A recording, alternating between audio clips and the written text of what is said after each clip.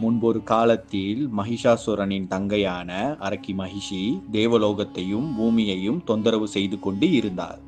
தனது அண்ணனான மகிஷாசுரனின் மரணத்திற்கு தேவர்களே காரணம் என்று எண்ணி அவர்களை பழிவாங்க மகிஷி எண்ணினாள். தேவர்களை அளிக்கும் சக்தியை பெற பிரம்மனை நோக்கி தவம் செய்தாள். மகிஷியின் தவத்தை கண்டு மகிழ்ந்த பிரம்மன் அவள் முன் தோன்றி என்ன வரம் வேண்டும் என கேட்கிறார். சிவனுக்கும் விஷ்ணுவுக்கும் பிறந்த குழந்தையால் மட்டுமே தனக்கு மரணம் வர முடியும், மற்ற யாராலும் தன்னை அழிக்க முடியாது என்ற வரத்தை மகிஷி பிரம்மனிடம் கேட்கிறார். பிரம்மன் மகிஷி கேட்ட வரத்தை கொடுத்துவிட்டு மறைகிறார். மகிஷி இனி தன்னை யாராலும் அழிக்க முடியாது என்ற கர்வத்துடன் இருக்கிறார். தனக்கு சிவன் விஷ்ணுவின் மூலம் பிறந்த குழந்தையால் தான் மரணம் நிகழ முடியும் என்ற வரத்தை நினைத்து சிரித்தார். காரணம், சிவன் விஷ்ணு இருவரும் ஆண்கள், அவர்கள் இருவருக்கும் இடையே எப்படி பிள்ளை பிறக்கும்? ஆகவே தனக்கு அழிவே இல்லை என எண்ணி மகிழ்கிறார்.